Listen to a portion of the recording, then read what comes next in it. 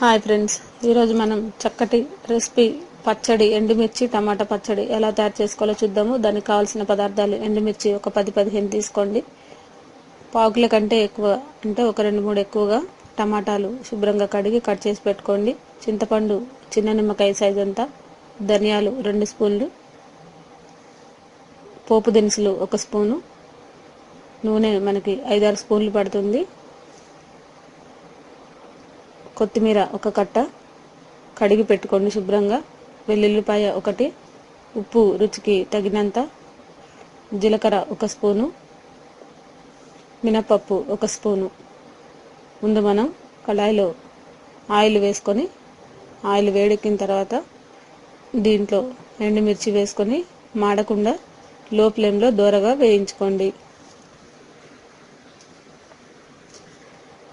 చక్కగా ఇవి golden brown colour వచ్చే వరకు వీటిని ఫ్రై చేసుకోండి. కొద్దిగా మరీ బ్లాక్గా అవ్వకూడదు.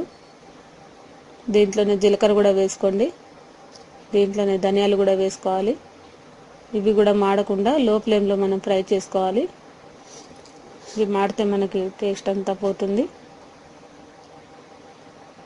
మనకి చక్కగా వేగిన తర్వాత దీంట్లో మినపప్పు కూడా వేసుకొని, ఈ ధనియాలు, జీలకర్ర, మినపప్పు ఈ 3 ఐటమ్స్ కూడా చక్కగా దూరగా వేగే వరకు కాస్త మీరు లో ఫ్లేమ్లోనే ఫ్రై చేసుకోవాలి.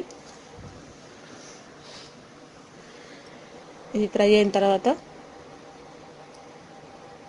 ఒక సపరేట్ ప్లేట్లోకి తీసుకొని వీటిని పక్కన పెట్టుకోండి. అన్నిటినీ కొద్దిగా చల్లారనివ్వండి. ఒక 2 నిమిషాలు అయితే చల్లారుతుంది. అదే బౌల్లో మరొక 2 స్పూన్ల ఆయిల్ వేసుకొని ఈ టమాటా ముక్కలన్నిటిని కూడా ఉడికించుకోండి. ఇది మూత పెట్టేసి మనం ఒక 10 నిమిషాల పాటు ఈ వాటర్ అంతా ఇంకిపోయే వరకు ఈ టమాటా ముక్కల్ని ఉడికించుకోవాలి మనం. ఇప్పుడు మనకి టమాటాలు ఉడికేలోపు ఒక మిక్సీ బౌల్లో ఈ ఎండుమిర్చి మిశ్రమాలన్నీ కూడా వేసుకోవాలి. దీంట్లోనే చింతపండు, ఉప్పు, దీంట్లోనే వెల్లుల్లిపాయలు కూడా వేసుకొని మిక్సీ పట్టుకోవాలి. ఇప్పుడు మనకి ఇది టమాటాలు చక్కగా ఉడికిపోతున్నాయి. కొద్దిగా వాటర్ ఇంకే వరకు ఉడికించుకోవాలి దీన్ని.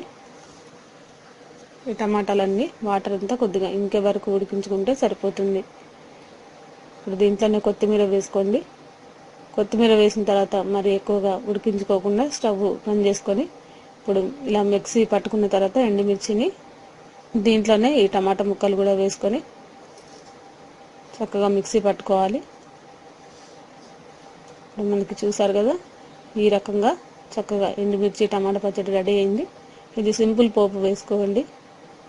దీంట్లో 2 స్పూన్ల ఆయిల్ వేసుకొని ఎండుమిర్చి ఒక 4-5 ఇలా సన్నగా కట్ చేసి వేసుకొని పోపు దినుసులు వేసుకొని కొద్దిగా ఫ్రై చేసుకొని ఈ చట్నీలో వేసుకుంటే మనకి ఎండుమిర్చి టమాటా చట్నీ రెడీ అయింది. ఇది రైస్లోకి కానీ, దోశలోకి కానీ, ఇడ్లీలోకి కానీ, ఉప్మాలో కూడా బాగుంటుంది. ఇది వేడివేడి రైస్లో నెయ్యి వేసుకొని తింటే కూడా చాలా టేస్టీగా ఉంటుంది. ఈ రెసిపీ మీకు నచ్చినట్లయితే లైక్ చేయగలరు. ఈ రెసిపీని మీరు కూడా ట్రై చేసి చూడండి.